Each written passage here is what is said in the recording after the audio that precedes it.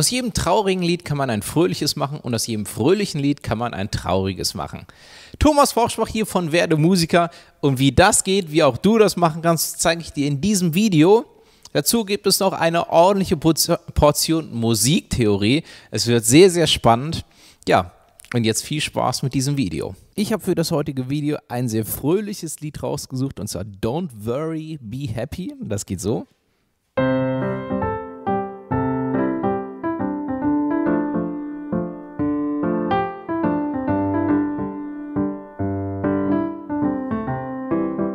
Ja, ungefähr so. Es wird, glaube ich, im Original sogar nicht gepfiffen, aber so. Also so mit so einer sehr hohen männlichen Stimme. Gesummt ist aber ein sehr fröhlicher Song. Dazwischen kommt dann Don't worry,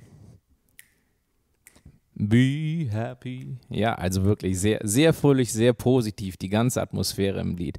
So, und wenn ich jetzt nur eine Kleinigkeit ändere, und das ist das, was ich später im Video genauer erklären werde, dann könnte das Lied so klingen, also die Melodie.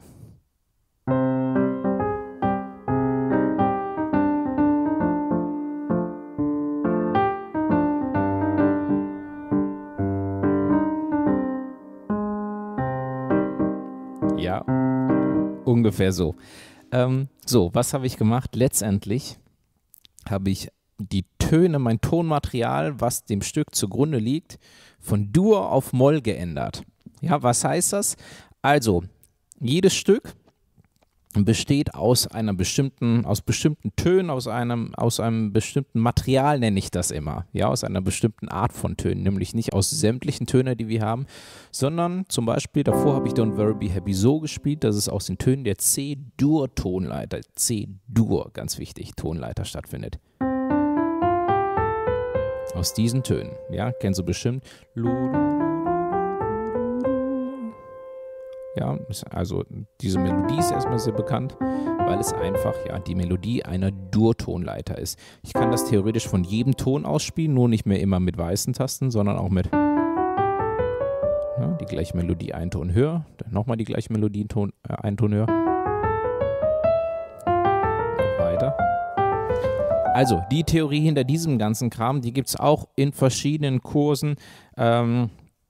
Ja, natürlich im Piano-Complete-Kurs, in die hohe Kunst des Blattspiels und auch Tipps und Kniffe für Fortgeschrittene. Da gehen wir dann noch viel tiefer in die Materie rein, natürlich. Aber, so, bleiben wir bei der C-Dur-Tonleiter. Nur weiße Tasten. Ich brauche also keine schwarze Taste. Und dann habe ich das Ganze von C-Dur in die C-Moll-Tonleiter. Die Töne der C-Moll-Tonleiter verwendet und die C-Moll-Tonleiter geht wie folgt. Zumindest ist das hier natürliches Moll. Es gibt nämlich 3 unterschiedliche Molltonleitern und dazu kommen wir später nochmal zu diesen unterschiedlichen Molltonleitern. Ja, erstmal ist das natürliches Moll. Dur-Tonleiter, es gibt nur eine Dur-Tonleiter, beziehungsweise eine Art von Dur-Tonleitern, von jedem Ton aus gibt es eine Dur-Tonleiter, aber Moll-Tonleitern gibt es von jedem Ton aus 3 verschiedene, natürlich, harmonisch, melodisch, aber wie gesagt, dazu kommen wir später, ist auch sehr spannend, aber ja, wenn dich das interessiert, bleib auf jeden Fall bis zum Ende dran. Ja, und letztendlich alles, was ich gemacht habe, ist aus dieser Melodie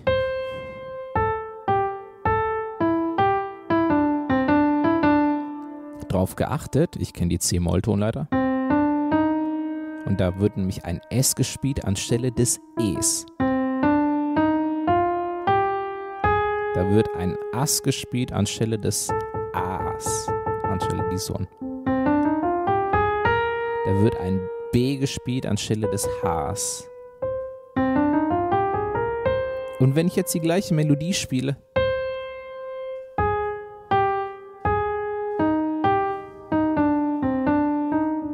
klingt das Ganze direkt nicht mehr so fröhlich, sondern schon ein bisschen trauriger.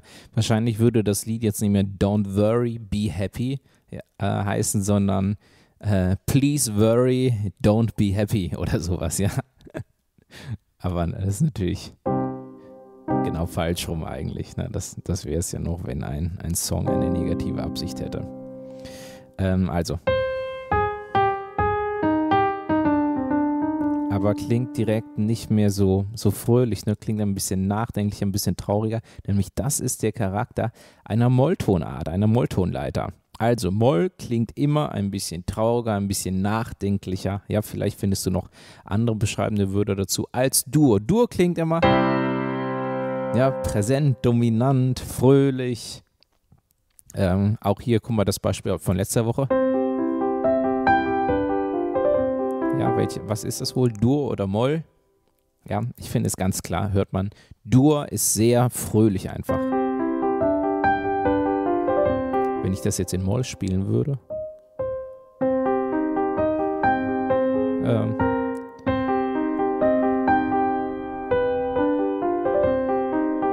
Ja, ungefähr so.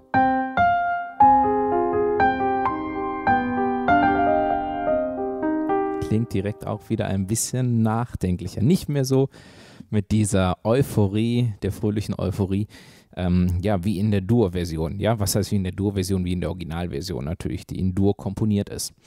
So, letztendlich kann man jetzt, wenn man ein Lied komponiert oder improvisiert, erstmal überlegen, warte, soll ich das in Dur oder in Moll komponieren? Das ist auch definitiv das, was viele Komponisten machen. Ne? Welche Wirkung möchte ich mit meinem Stück erzielen? Okay, dann soll ich das lieber in Dur oder komponiere ich es lieber in Moll. Das Ganze aber, dass es überhaupt Dur und Moll gibt, das ist, ja, das liegt natürlich schon ein paar hundert Jahre zurück, im 16. Jahrhundert. Auf das 16. Jahrhundert geht das zurück. Und letztendlich finde ich es immer ganz wichtig, ja, sich bewusst zu machen, dass alles, was es an Musiktheorie, wie jetzt hier Dur und Moll gibt, dass das letztendlich alles nur geschehen ist, weil es das Gehör der Musiker, der Komponisten, ja, so gesagt hat, okay, warte mal, wenn wir das so spielen, hier gibt es ein verschiedenes Muster, ja, dem müssen wir irgendeine theoretische Form geben. Ja, das ist ja nicht nur bei Musiktheorie so, das ist ja bei jeder Theorie so, dass das aufgrund von Erfahrung, von praktischer Erfahrung theoretisch aufgeschrieben wurde. Ja, also ganz ursprünglich hat man sich natürlich nicht gedacht, okay, möchte ich jetzt Dur oder Moll machen, weil es das noch nicht gab. Ja, das gibt es erst, als sich irgendwann dann Menschen auf die Arbeit gemacht haben, das Ganze in einer Theorie irgendwie zusammenzufassen. Und natürlich kann man das dann heute ja, bewusst zu seinem Vorteil einsetzen. Muss man aber nicht, und das finde ich auch nochmal ganz wichtig, es gibt nämlich genauso genügend Komponisten, die heute sagen, ich habe eine Melodie im Ohr oder eine Akkordfolge im Ohr, so soll das klingen, und die machen sich gar keine Gedanken darüber, ist es jetzt Dur oder Moll? Ja, wie ich finde, definitiv auch ein sehr wichtiger Aspekt, das Ganze auch mal ohne Kopf anzugehen, sondern wirklich so rein emotional natürlich, wenn man anfängt zu komponieren und zu improvisieren. Also, ist ein bisschen Typensache, aber ich finde es ganz wichtig, das zu erwähnen.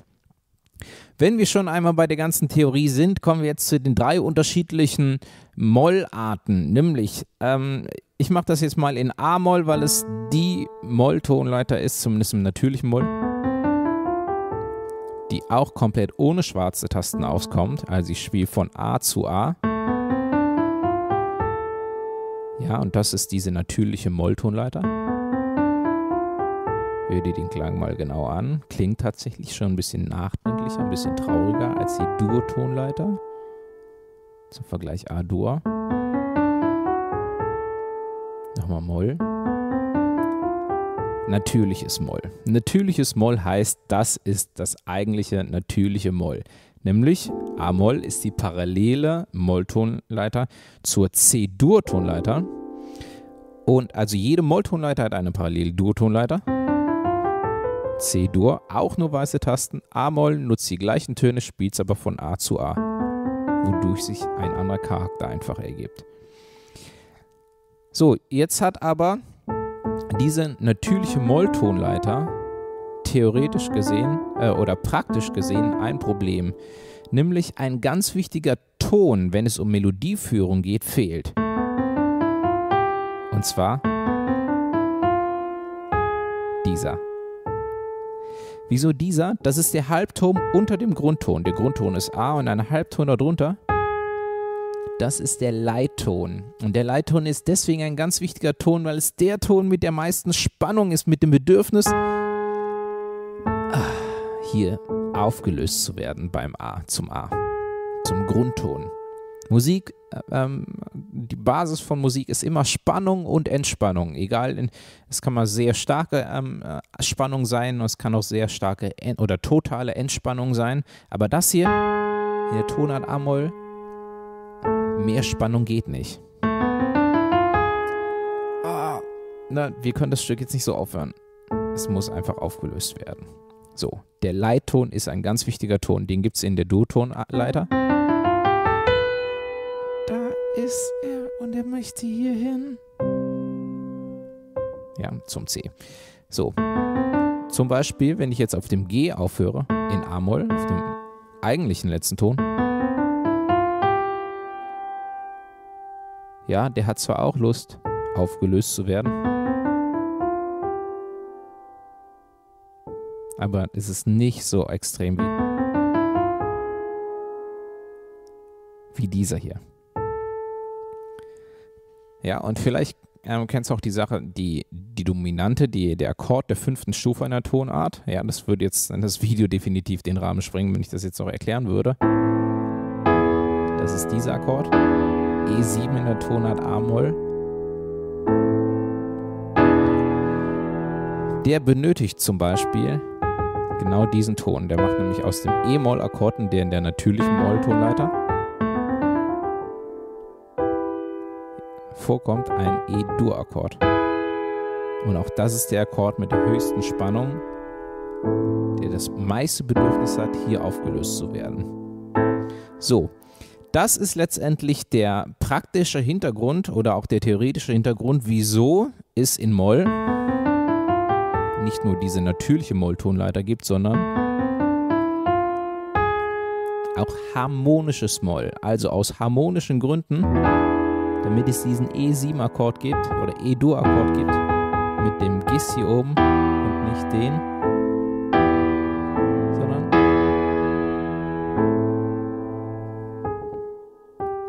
ja, hat man dann so in der Theorie gesagt, spielen wir anstelle des G das Gis und dann ist das A. So, das heißt, es gibt tatsächlich eine schwarze Taste in A-Moll. Harmonisches Moll. So, damit wurde ein Problem gelöst, also das Problem, dass der wichtige Leitton gefehlt hat. Aber ist ein neues Problem entstanden, und zwar dieses. Dieser große Abstand, 1,5 Töne sind das. Ja, 3 Halbtöne. Gibt es in keiner Tonleiter eigentlich 3 Halbtöne Abstand. Und das ist etwas, was so in der Melodieführung, wenn man eine Melodie komponieren möchte, nicht schön ist. Es ist einfach nicht schön zu singen, einen 1,5 Ton Abstand zu singen. Hör mal.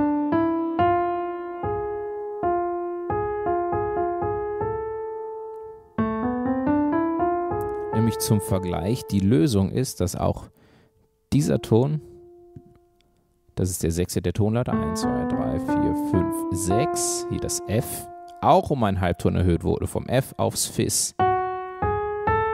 Nämlich jetzt geht die Tonleiter.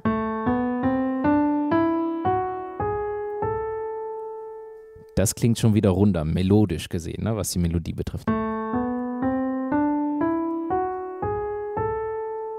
Verändert natürlich den Gesamtcharakter der Tonart wieder. Aber es bleibt ein bisschen. Hier unten hat es definitiv diesen traurigen, nachdenklichen Mollcharakter, finde ich.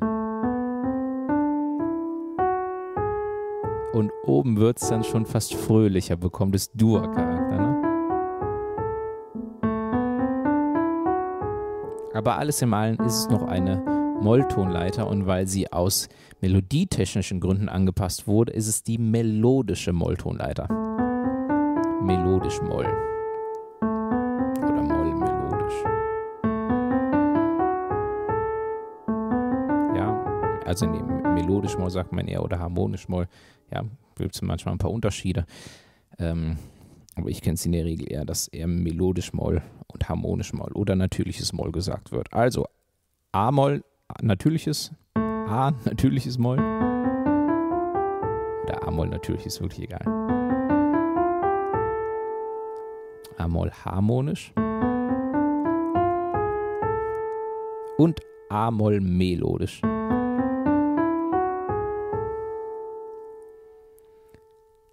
So, das ist jetzt natürlich auch wieder Theorie.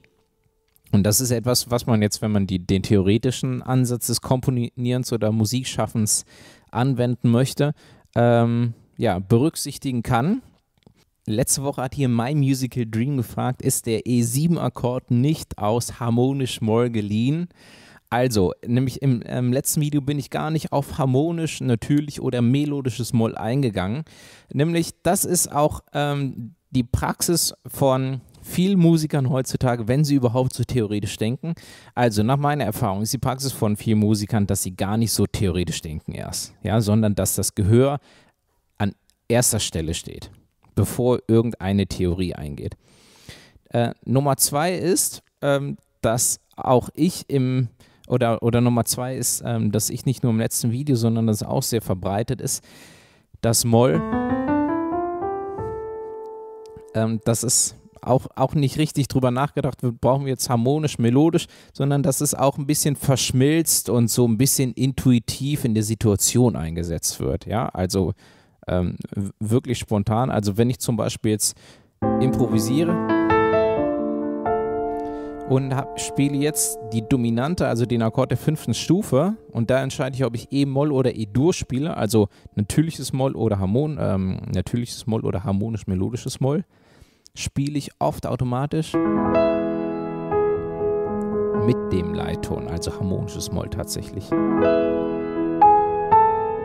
Aber zum Beispiel in der gleichen Improvisation spiele ich oft das G anstelle des Gs.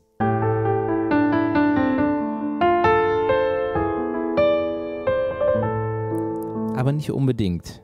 Ja, also, und wer entscheidet letztendlich, sage ich dir ehrlich, mein Gehör.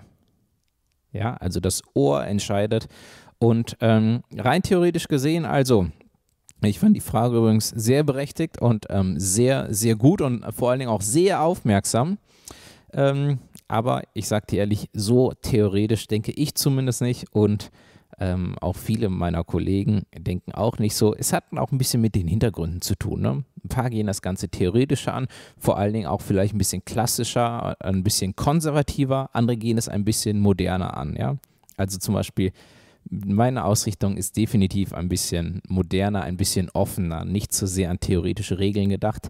Es gibt zum Beispiel aber auch natürlich Musiker, die ein bisschen konservativer denken und vor allen Dingen auch eher denken, dass es theoretischer sein muss und dass die großen Meister von damals sich sehr an diese Regeln gehalten haben. Das lasse ich jetzt einfach mal dahingestellt. Ich finde, da kann man sehr viel drüber diskutieren. Das Wichtigste ist, dass du das daraus machst, was du natürlich daraus machen möchtest. Lass dein Ohr entscheiden, lass die Theorie entscheiden. Finde deinen eigenen Style. Aber das Schöne ist natürlich, wenn man ein bisschen Musiktheorie-Hintergrund hat, dann kann man auch einfach mal ein fröhliches Stück traurig erklingen lassen. Oder eigentlich noch viel besser, ein trauriges Stück fröhlich klingen lassen. Also in dem Sinne, vielen, vielen Dank fürs Dabeisein, fürs Zuschauen und bis zum nächsten Mal.